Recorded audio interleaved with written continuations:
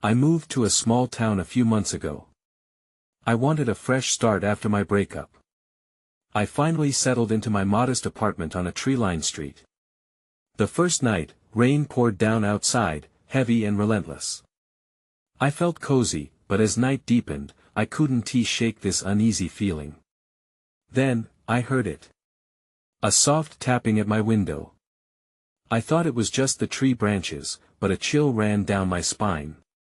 The tapping continued, rhythmic and persistent. Shadows seemed to shift just beyond the glass. I dismissed it, sitting up, heart pounding until sleep finally pulled me under. The next day, I had a few hours to myself. I was busy unpacking when I heard a door creak open. I had locked it before leaving. I brushed it off, thinking maybe I needed to close it better. I moved through my small rooms, checking every corner. Nothing seemed out of place. My imagination must have been working overtime. That evening, as I stood by the window, I heard whispers swirling outside, soft and eerie. I couldn't make out what they said, but the cold creeping up my back made it hard to ignore. A couple of days later, I was grading papers at my desk when something darted past my field of vision. I jerked my head around, expecting to see something outside, but nothing was there, just rain falling like a heavy curtain. I stepped outside, looking around. The night was silent, and I remembered something a neighbor said about my apartment's history, but the details slipped my mind. I wanted to ask them, but every time I did, the subject changed. It felt like everybody knew something I didn't. That same night, as the rain drummed against the roof, that tapping returned. The sound grew more urgent. I felt this compulsion to look outside. I stared at the window, breath held tight, pushing back the urge to crawl under my covers. Outside, nothing was there, just the trees swaying gently. By sunrise, I was exhausted. My heart raced. Was I losing it? The rain must have been messing with my head. Then I heard it. A soft voice saying my name. Clear as day. I turned around, but nobody was there. It wasn't a rustle or a whisper. It was a voice. That moment etched itself in my memory. I still think about it. Was it my imagination or something more sinister? I looked out the window again, hoping for answers, but only saw shadows dancing in the fading light. I can't shake the feeling I uncovered something darker lurking in this little town. I wish I could explain it. But I can't. Something feels wrong. The next night, I decided to take a walk. I needed to clear my head after everything that had happened. The rain had stopped, leaving the streets slick and shiny. The air was thick and cool, which somehow felt comforting. As I strolled, I noticed lights flickering in the houses around me, soft glows illuminating the dark. Everything looked peaceful, almost normal. But the peace didn't last. I found myself drawn to an old, abandoned house at the end of the street. I'd heard whispers about it but never paid much attention. People said it was haunted. I stood on the cracked sidewalk, staring at the broken windows and peeling paint. Goosebumps pricked my skin. Something felt off. Suddenly, a loud crash echoed from within its walls, shattering the silence.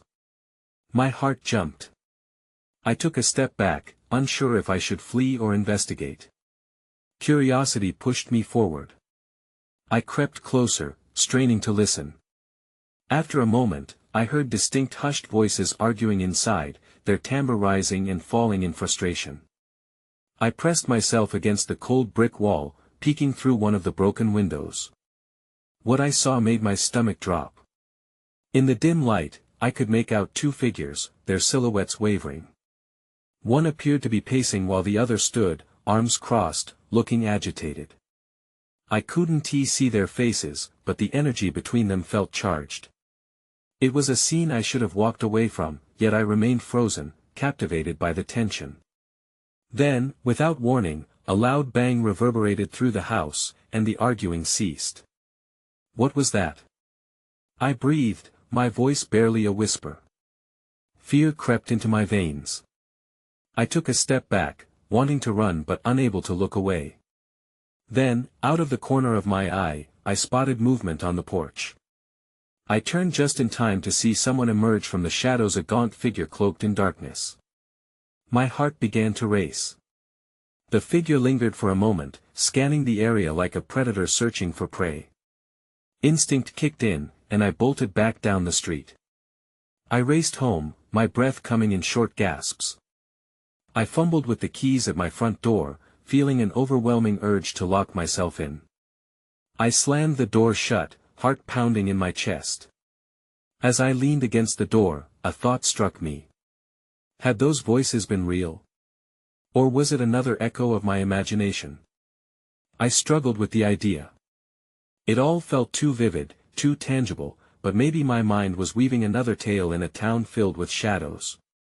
Then the phone rang, cutting through the stillness. I grabbed it, feeling a mix of hope and dread. Maybe it would be someone who could explain everything. I picked up the receiver, but it was silent on the other end. Just static. Before I could hang up, a whisper flowed through the line, "You shouldn't have gone there." I dropped the phone, stumbling back. Panic surged through me again. I needed answers, but now I was afraid of the questions I would ask. What was happening in this town? Who or what was watching me? When I heard that familiar tapping at my window once more. I stood frozen, staring at the window where the tapping continued as if it had been summoned by my fear. I didn't want to look, but I couldn't help it.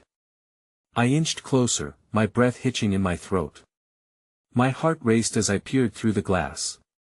The figure I had seen outside the abandoned house was now standing just a few feet away from me, its features obscured by the darkness. It was like a shadow that had materialized against the night sky. For a moment, all I could do was watch, a mix of dread and fascination weaving through me. Then it spoke, a low, raspy whisper that cut through the stillness. "Let me in." I recoiled. Panic flared. My instincts screamed to run, but my feet refused to move. "Who are you?" I managed to choke out, my voice trembling. "Someone who knows," it replied, its tone echoing the same eeriness of a pull from the void. "You saw him. He can't be free. Not like this." I felt a shiver trace my spine. What did that mean? My mind raced back to the silhouettes I had seen earlier, the argument, the loud bang, the tension. "What do you know?" I stammered, trying to mask my unease with a shaky courage. The figure took a step closer, still cloaked in shadow, transforming the tapping into a scraping sound. My body finally reacted, pushing me back, away from the window. "You shouldn't have gone there. The house is a gateway." That word hung in the air, chilling me further. A gateway?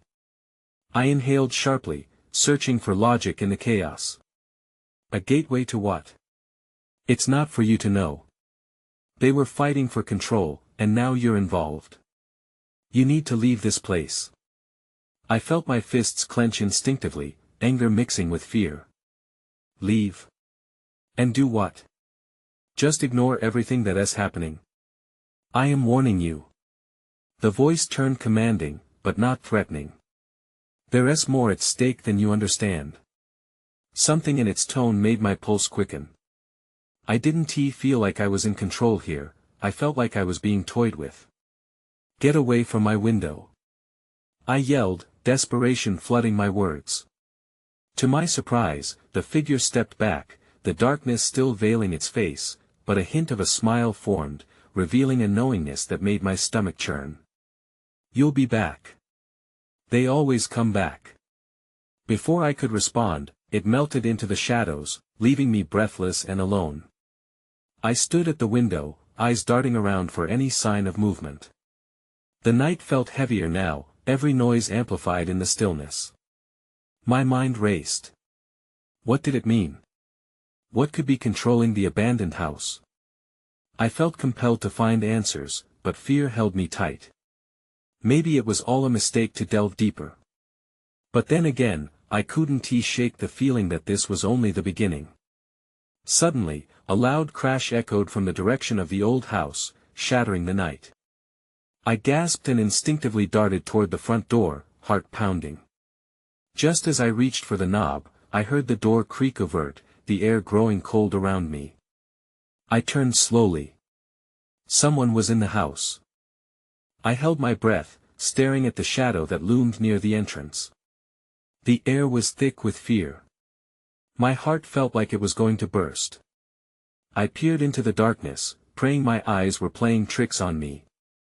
But no, the shape was real, and it was moving. "Hello." I called out, trying to sound braver than I felt. The figure paused, and I felt the world sway. I expected it to answer, but only silence followed. I took a small step back, but then I heard a whisper. "Help me." The voice was haunting, filled with desperation. It didn't belong to the figure from before. I squinted, trying to make out any details, but the shadows remained unyielding. "Who are you?" I asked, my voice quaking. The figure shifted, its hand outstretched. "Please, you have to help me. It's not safe here." Before I could even process those words, my instincts kicked in. I grabbed my phone, my hands trembling as I turned on the flashlight. It flickered to life, illuminating a face that was as pale as the moon. The eyes bore into me, wide and haunted. I felt something twist in my stomach. I stepped further into the light, the beam revealing more of the figure's face. "What do you mean? What is going on?" "I can't explain," it rasped, glancing around nervously. "They're coming. They'll know if I'm here." Something inside me screamed to run. "Who is coming?" My voice was barely a whisper now, the fear gripping me like a vice. "I don't have time," it gasped, taking a half step forward. "You need to trust me. I can show you." Suddenly, a crash echoed from the direction of the old house, followed by a low thud. I turned involuntarily, the sound slicing through the tension like a knife. It was close, too close. What was that? I looked back at the figure, but it seemed to be fading, like smoke dispersing in the night air. "Please, I'll explain everything. Just follow me." Desperation was etched all over its face, but panic gripped me harder. I didn't even know if I should trust this apparition. In that moment of hesitation, the figure turned to look behind it, eyes wild with fear. "They're here. Come with me." I felt a jolt of instinct. It was asking me to follow it. I weighed my options rapidly. Stay and risk whatever was lurking in the shadows, or take a chance with a stranger I couldn't yet trust. Before I could decide, I heard a heavy footfall creak on the floor above me. It reverberated through the house, sending a chill through my bones. I backed away instinctively, my thoughts racing. "Go!" the figure shouted, now more frantic. "Please, you have to trust me." My heart pounded in my chest as a window rattled violently nearby. The decision was made for me. I bolted straight for the door, slipping past the figure, casting one last glance back at it. But that glance revealed something more. It wasn't just a frightened soul. There was something familiar about those eyes. "Wait!" I called out, but it was too late. I burst through the door into the night, each gust of wind taunting me with the choices I had left behind. That's when I saw it, a shadow following me from the edge of the woods, a dark silhouette against the flickering streetlight. I gasped, terror flooding my veins. And just like that, my night became far more dangerous than I could have ever imagined. I ran as fast as my legs would carry me, each step echoing in my mind. I didn't dare look back at the figure or the house. My breath came in short gasps, but the shadow lurking at the edge of the woods seemed to glide effortlessly, closing the distance between us. Panic spiked in my chest, propelling me forward. What did it want? I sprinted down the street, the faint light from the street lamps barely pushing back the darkness. Just as I hit the corner, I spotted a figure up ahead, standing motionless under the light. My heart dropped. I was still reeling from the encounter, and now I worried there was another threat waiting for me. "Hey!" Are you alright? I shouted, desperation spilling from my lips.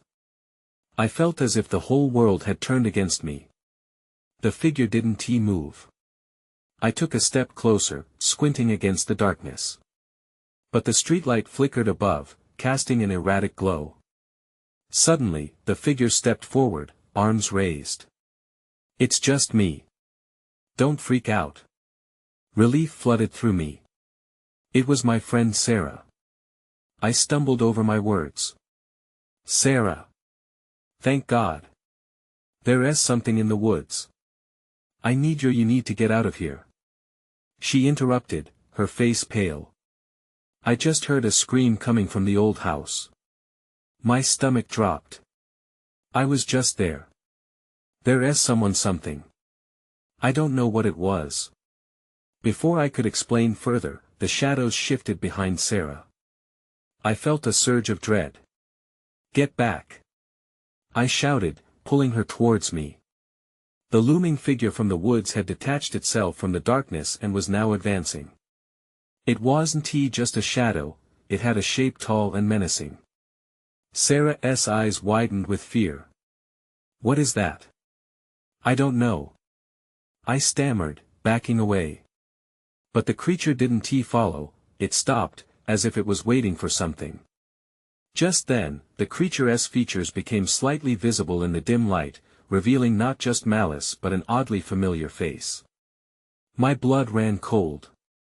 Wait, it looks like a flurry of emotions swirled around in my mind, recognition mixed with terror. No, it can't be. It looks like my brother. The creature took another step forward, but then its form flickered, like a television screen struggling to find a signal. Help me, it rasped in a voice that sent chills down my spine. It wasn't just my imagination. It sounded exactly like him. Jordan. I whispered, disbelief tugging at my thoughts. Is that you? Just then, the ground beneath us trembled with an unnatural energy, and the lights flickered once more.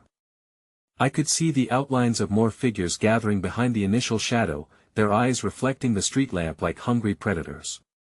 Run! Sarah shouted, pulling me back. I didn't need to be told twice. I sprinted along the street with her at my side. I stumbled but kept moving, the fear propelling me forward. The familiar figure lingered at the edge of the light, calling out for help just as the other shapes started to pour closer. I didn't know where we were headed, but it didn't matter. I had to escape this nightmare. Then, as we turned the corner, something caught my eye again, a glimpse of silver, a glint revealing a familiar locket lying in the dirt. My heart sank. It belonged to my brother. Sarah, wait, I said urgently, but she kept running. I felt the pull to turn back. I needed answers. But as I picked it up, the air thickened, and I realized I wasn't alone. The silence fell, and I heard a familiar voice whisper, "You shouldn't be here." My blood ran cold. I froze at the sound of that voice. It was unmistakable, sending chills through my body. Every instinct told me to drop the locket and run, but the weight of it in my hand anchored me. I felt a rush of pain and searching for answers in the dark, hoping for some sign of clarity. Jordan. I whispered again, almost hoping he might materialize before me, that somehow the shadows could give way to his familiar face. Instead, the darkness crept closer, thickening like a living entity, and the ground continued to vibrate beneath me, as if warning me away.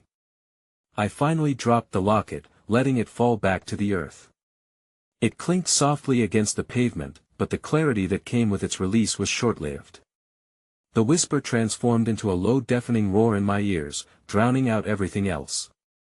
I wanted to turn, to find Sarah, but it felt like the shadows were pulling me back, wrapping around my legs. Suddenly, I saw Sarah's silhouette darting back toward me. "Come on!" she shouted, her voice strained. "We have to go." Before I could respond, another chilling scream echoed from the old house. I flinched. The sound was unmistakable, high-pitched, laced with terror.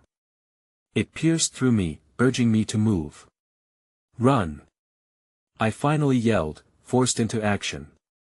We sprinted down the street, the frantic pounding of our feet mixing with the distant echoes of that horrifying scream. I could hear the shadows shuffling behind us, as if they were sentient beings relishing our fear. As we rounded yet another corner, I glanced back.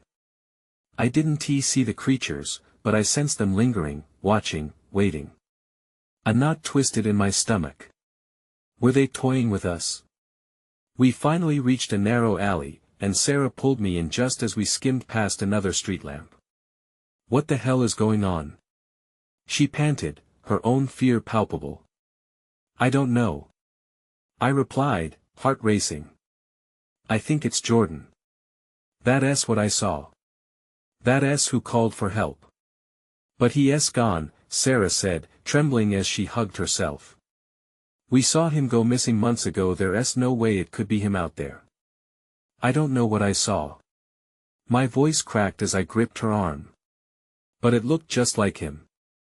The noise in the alley faded to silence. We both strained to hear, hoping not to catch that familiar voice again, a voice full of despair. Listen, I whispered. What if it was actually him? What if he's trapped? Just then, a creaking sound echoed from nearby, a warped door swinging on its hinges. Our necks snapped toward the noise. The alley was dark, but I could make out a faint glow creeping from an open door at the end. It seemed to almost beckon us. Should we check it out? Sarah's eyes narrowed, fear mixed with curiosity. No way, I said, shaking my head.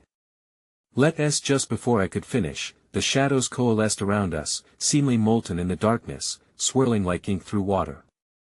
Sarah gasped, clutching my sleeve. Someone's there. She cried, pointing toward the door where the glow flickered again. That's when I saw it, an indistinct shape moving just inside the threshold, barely silhouetted against the light. My heart raced again. This was new. Someone is inside, I breathed, feeling the pull of dread and intrigue. But before I could take a step forward, the indistinct figure turned. My stomach dropped as recognition hit me like a punch. Jordan. I croaked, and everything in the alley seemed to fall silent in anticipation. For a moment, I couldn't breathe. The figure in the doorway was unmistakably Jordan, his familiar features almost ethereal in the half-light. But something was wrong. His eyes were hollow, dark like the shadows around us. There was no warmth, no spark of the person I once knew. Jordan. I called again, stepping forward despite Sarah's grip tightening on my arm. Don't. She hissed, but the urgency in my voice drowned out her warning. He shifted, tilting his head in a way that sent a shiver down my spine. Help me, he said, his voice sounding both like him and yet utterly foreign. There was a raspiness to it, like something was trapped inside trying to break free. What happened? I demanded, my heart racing as I tried to bridge the space between us. Where have you been? He opened his mouth to speak, but the words faded into a low growl that reverberated in the alley. It was more instinct than thought, but I stepped back, my pulse hammering. A creeping sensation tightened around me, I felt the shadows stir, a flicker of movement at the corner of my vision. Jordan, I said again, trying to keep my voice steady. Are you okay? He took a step into the light, and I could see the dirt smudged on his face and the tears streaming down his cheeks. But his expression seemed empty, void of emotion. Help me, he repeated, and the shadows rippled, drifting closer. No. Sarah shouted suddenly, breaking free of my dazed state. This isn't right. He's not himself. Before I could respond, Jordan lunged forward, but it wasn't a gesture of affection. It was clawing, desperate, and drenched in darkness. Fear surged, and I grabbed Sarah's arm, tugging her backward. Run! I yelled, and we turned away from the door. We sprinted back the way we'd come, adrenaline pounding in my ears, spilling into our frantic escape.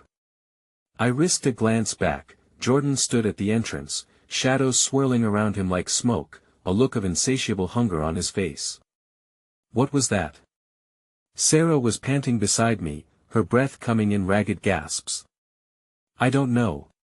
I replied, struggling to keep my focus. But if that was really him, something is very wrong.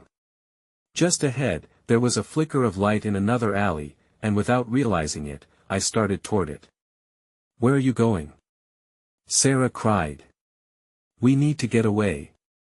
I just want to see if there's a way around, I said, but my own words felt flimsy against the weight of uncertainty. As we approached, I saw the outline of a figure standing beneath a small, flickering bulb. It was another person, but in the chaotic swirl of emotions, I couldn't tell if it was help or another nightmare. Don't move. I shouted, raising my hands defensively. The figure turned slowly, and a chilling sense of recognition settled deep in my chest.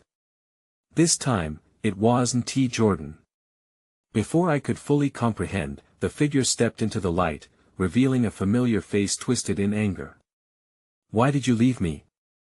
He snarled, and my blood ran cold. I stumbled back, fear gripping me. How do you know my name? I gasped, heart racing as more questions swirled in the shadows. But the darkness behind him began to swirl again, advancing like a tide. And suddenly, I realized I wasn't just being confronted by someone I once knew. This was just the beginning.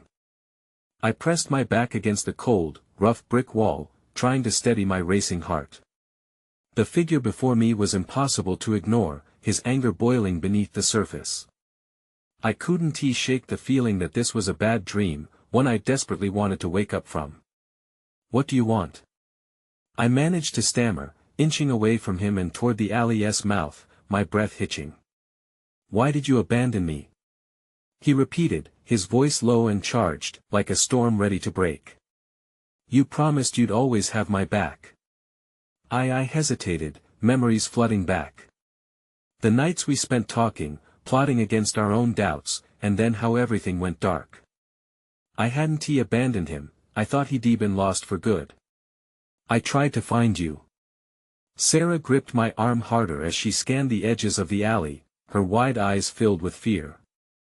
This isn't real. It can't be. We need to go. Just as I thought we might escape, shadows pooled around the angry figure. It was as if the darkness itself had a mind of its own, swirling and twisting threateningly. My blood turned cold, every instinct telling me to run, but my feet felt glued to the ground. Don't you see? He's not alone. Sarah shouted, pointing behind the figure. I turned just in time to see more shapes emerging, slim silhouettes that slithered from other alcoves, faces I vaguely recognized lurking in the dimness. Each one wore an expression of betrayal, anger etched deep into their features. No. You don't know what happened. I cried, panic rising like bile in my throat. The shadows tightened around us, and I could feel my breaths coming out in shallow bursts. It was as if all the fear I'd ever held was manifesting into this moment. Leave her alone. Sarah pleaded, suddenly bold, stepping in front of me. Why should we? The figure hissed, and I could see it was Nick, a childhood friend I hadn't thought about in years. She cut us off. Left us in the dark. I never wanted that. I yelled back, voice cracking. The memories of their faces grinning at me in moments of victory shifted into jagged reminders of losses I couldn't bear. Just when it seemed like the anger would boil over, a loud crack echoed, lightning illuminating the alley. I blinked against the sudden light just in time to see their faces twist and morph into grotesque forms, not human anymore but something more sinister, hunger shining in their eyes. Run! I grabbed Sarah's arm and, without waiting for an answer, pulled her deeper into the alley. But the shadows surged forward, closing in, their whispers curling around my mind. I could almost hear them taunting, recounting all the times I had turned away, all the hands I had let slip from mine. We turned left, trying to dodge the advancing tide, but the flickering lights began to fade, plunging us into darkness. Each corner we rounded felt like a race against time, with danger snapping at our heels. I can't, Sarah panted, but I wasn't sure which of us she was talking about. The tightness in my chest made it hard to breathe, and the weight of their collective anger pressed down on me, suffocating. Then, just ahead, I spotted a door with a faint glow spilling from beneath, a sanctuary amidst the turmoil. Maybe we could hide. Maybe we could get away from the faces that haunted us. That thought pushed me forward. But as I reached out for the doorknob, I heard something else. "Help us!" The chilling chant came from behind me, like a chorus rising from the depths of despair, intertwining with the shadows. My heart dropped. "We're not asking for much." I froze, the realization hitting me like cold water. We weren't just escaping, something much worse loomed behind us. And then everything went dark. The darkness pressed in, a thick cloak swallowing everything around us. I felt Sarah's grip slacken, and panic surged again. "Sarah!" I turned, my heart pounding. "Stay close." But I couldn't see her now. The only thing I could hear was the unsettling echo of whispering voices wrapping around me. "Help us, we need you," they sounded desperate, clawing at my resolve. My instincts screamed for me to escape, but some part of me wanted to listen. Why were they calling for help? I felt a tug of guilt deep within me, like a chain linking me to the shadows. Suddenly, a flicker of light pierced through the inky void ahead. I stumbled toward it, shoving the door open. The hinges squealed in protest, and I slipped inside, the wooden surface slamming shut behind me. "Where are we?" Sarah gasped, still catching her breath as she followed. The room felt small and cramped, candles flickering on dusty shelves. Old newspapers cluttered the floor, their headlines long faded, but the images leapt out: missing persons, tragic endings, lives cut short. "Is this a—" Sarah gasped, and I knew she recognized the place. "A police station," I finished softly, moving deeper into the suffocating space. Memories swept through my mind, the last remnants of a town that once felt safe. But this place felt different now. Something was off. Shadows seemed to creep around the edges of the room, whispering like lost souls. "This isn't a safe place." "We need to go," I said. My voice trembled. As we stepped further inside, a crash echoed from the back room. Cautiously, I ventured toward it, heart racing. Sarah followed closely, her eyes darting, scanning for any sign of movement. The door was slightly ajar, a sliver of darkness seeping through. I pushed it open, revealing a dim office filled with scattered files and half-empty coffee cups. But it wasn't the papers that drew my attention. A figure loomed in the shadows, facing away from me. It was a man, hunched and silent, as if he was waiting for something, waiting for me. "Who are you?" I called, a mix of apprehension and curiosity swirling within me. He turned slowly, and my breath caught. It was Nick again, but he looked different. He was disheveled, eyes wide with madness, as if he'd seen horrors I couldn't even imagine. "You came back," he whispered, voice quaking. "You can help us." "Help?" My heart sank. Help with what? But before he could answer, the ground seemed to tremble beneath me. I stumbled back, the shadows swirling more aggressively, shrieking like banshees. "Nick, what is happening?" I shouted, but he only pointed toward the door. "Don't look. They're already here." A wave of darkness surged forward, and I instinctively blocked Sarah with my body. "We have to get out," I cried, dragging her back toward the main room. But the whispers intensified, now sounding like laughter, mocking my attempt to escape. "You're one of us now, not happening," I yelled, fighting against the dreadful pull. I rushed for the exit, Sarah close behind, but just as I reached the door, I felt a sharp tug on my sleeve. I whipped around, but it was already too late. The shadows coiled around Nick, drawing him into the dark abyss. "Help!" he yelled, his face twisted in panic. I slammed the door shut, but the echoes of his cries rang in my ears, a haunting reminder of what we just escaped. "Do you think he can still be saved?" Sarah asked breathlessly, dread clouding her features. I don't know, I murmured, feeling the chilling reality settle over us. Then I heard it again, that familiar chant, but now mingled with something new. You can't help them, you can't help anyone. I knew then that the haunting wasn't finished. More was lurking in the darkness, and it wanted us too. I stumbled back from the door, heart racing as I felt the weight of the shadows pressing in around us. The whispers echoed in my ears, growing louder and more frantic, sending chills up my spine. You can't help anyone. The disembodied voices taunted me, each syllable nestling deep into my gut like a lead weight. I turned to Sarah, her eyes wide with terror. What do we do? She whispered, almost breathless. It was a question I had been grappling with since the moment our night had spiraled into chaos. I don't know, I admitted, the panic clawing at my throat. What had I stumbled into? The darkness felt alive, like it was waiting for a moment of weakness to envelop us. We backed away from the door, seeking some semblance of safety in the cramped office filled with peeled wallpaper and dust motes dancing in the dim light. Shelves lined with old reports and memories of the past offered no comfort. As I turned to survey the room, looking for an exit, I saw a small window at the far end still covered with heavy bars. Maybe we can make it through that window, I said, my voice tinged with a desperate hope. I'll boost you up. Are you crazy? Sarah stared at me as if I had lost my mind. We'll just get stuck.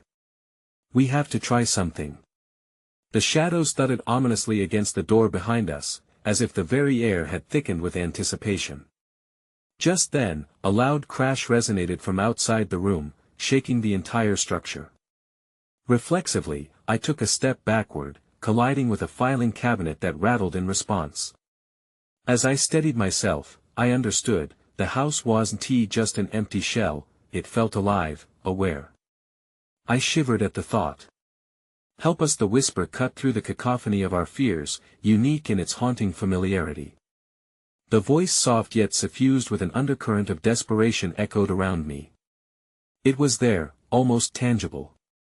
It was as if the shadows were highlighting my very name. I turned instinctively toward the sound, feeling a magnetic pull deep in my chest. It's Jordan, I murmured, almost out of reflex. He's here. Images of his face constricted my heart, the memories of laughter and warmth were clashing with the haunting visage I glimpsed at the abandoned house. Don't follow it, Sarah urged, pulling at my arm, but the lure was too strong. I needed answers, needed closure. I have to. I need to know if he's really here, if there is a chance. No. You don't understand. That's exactly what it wants. We can't help him or anyone else if we get pulled in. But I couldn't tear myself away from that voice. Every pulse of shadowy whispers clawed at my sanity. Were they taunting me? Or were they truly in need? I felt the line between hope and despair blur as I moved closer to the flickering figure that seemed to shimmer beneath the weight of the darkness. A chilling breeze reverberated through the air, casting a veil over everything. I had to remind myself that the creature before me bore no resemblance to the brother I'd once known, he was merely a shadow of what had been. Jordan! I cried out, voice breaking. Is it you? The figure paused as if it were contemplating whether to reveal itself. Help me, it rasped again, and this time it filled my heart with a tremor of fear rather than love. Would I truly bring him back? Or was I teetering on the edge of something darker, ultimately becoming ensnared in the endless cycle of shadows? A violent rattling at the door broke my trance. Sarah shouted, "They're coming.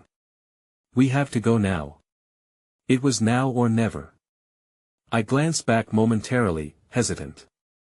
The air grew colder around me, and I could feel the breath of the shadows at my neck. Okay. We're leaving, I shouted, cramming my feet into motion.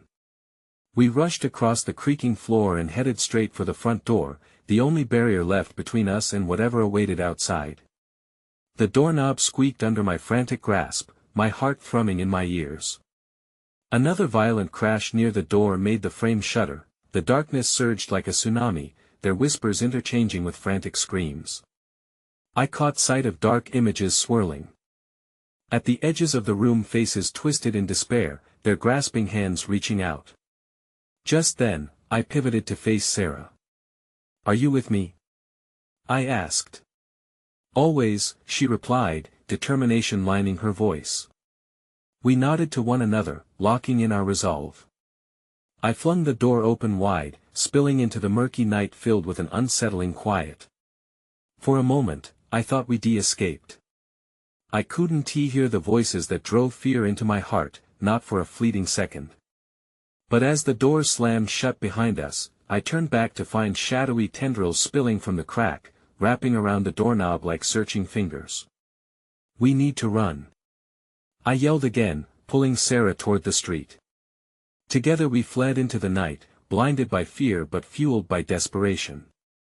I could still hear the echoes of that haunting voice in my mind, a siren song promising promises and pleas. Were we escaping? Or were we only widening the fissure that the shadows had clawed into our reality? As we raced down the street, outpacing the advancing shadows, my heart pounded with fear and frustration. Questions spiraled, but I had no answers. I looked back one last time to see the darkness recoiling, some remnants of faces still etched into its depths, waiting for another chance.